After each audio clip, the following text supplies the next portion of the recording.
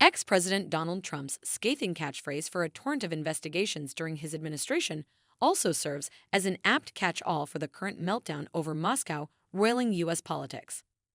The United States might have beaten the Kremlin in the Cold War and ever since regarded Moscow as a mere irritant, albeit one with nuclear arms, and have been desperate to concentrate on the showdown with its new superpower rival, China. But Russia and its leader, whom President Joe Biden described as a crazy SOB at a Wednesday fundraiser, won't go away. President Vladimir Putin has trained the malevolence of his intelligence agencies, his military power, global diplomacy, and obstructive statecraft into a multi-front assault on American power in the United States and abroad. He has carved out baleful influence at the center of U.S. politics in an extraordinary display of an adversary penetrating and exploiting American political divides. Successive U.S. presidents have underestimated Russia, misread its historic humiliations, and struggled to work out how to change Putin's course and contain his threat. Western observers often point out that Putin's leadership has been a disaster for Russia. As oligarchs plundered natural resources, Russians were hammered by international sanctions, democracy was crushed, and thousands of soldiers perished in his wars. But Putin has been remarkably resilient following earlier signs that his invasion of Ukraine, nearly 2 years ago, was a disaster and could even bring him down.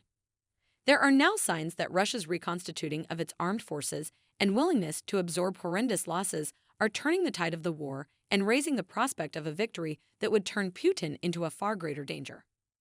The Russian leader's leveraging of power and successful forays into U.S. politics are, meanwhile, threatening to cause a schism between the U.S. and European NATO allies that could put the post-World War II security architecture at risk. Biden once tried to save U.S.-Russia relations. Biden is just the latest president to be confronted by a national security migraine because of Putin. Trump came to office haunted by allegations that his team colluded with Russia's effort to damage 2016 Democratic nominee Hillary Clinton. A probe by special counsel Robert Mueller did not find evidence of conspiring between the Trump campaign and Russia. But the special counsel did detail multiple contacts between the two and wrote that the Trump campaign believed it would benefit from information stolen and released by the Russians. Whether Russia helped Trump win is impossible to say, but the subsequent fallout forever soared the new president on U.S. intelligence agencies that he regarded as a hostile deep state and led him to torch their credibility among his millions of supporters. This whipping up of domestic antagonism and the damage to U.S. institutions plays into Russia's goals. And the spectacle of Trump as president at a Helsinki summit, siding with Putin and trashing U.S. intelligence agencies over their claims of election interference, remains one of the most staggering moments in the history of U.S.-Russia relations.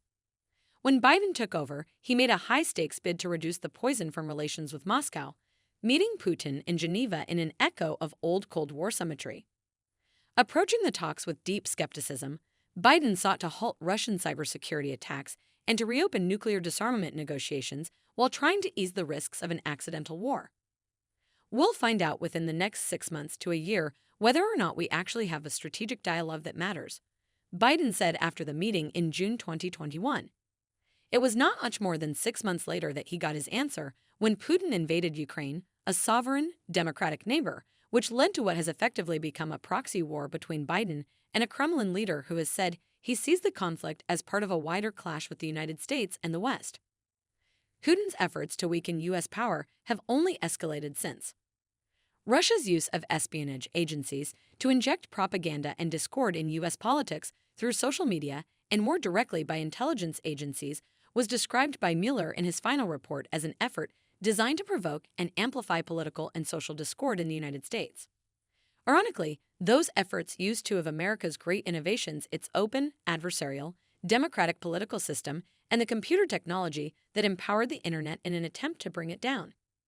And as recent days have shown, the Russian leader can always rely on one priceless resource, the reflex of American politicians to turn on one another in a way that makes his threat even stronger. Please don't forget to like, comment, share, and subscribe to my YouTube channel. Trend Gossip News. Thank you for watching.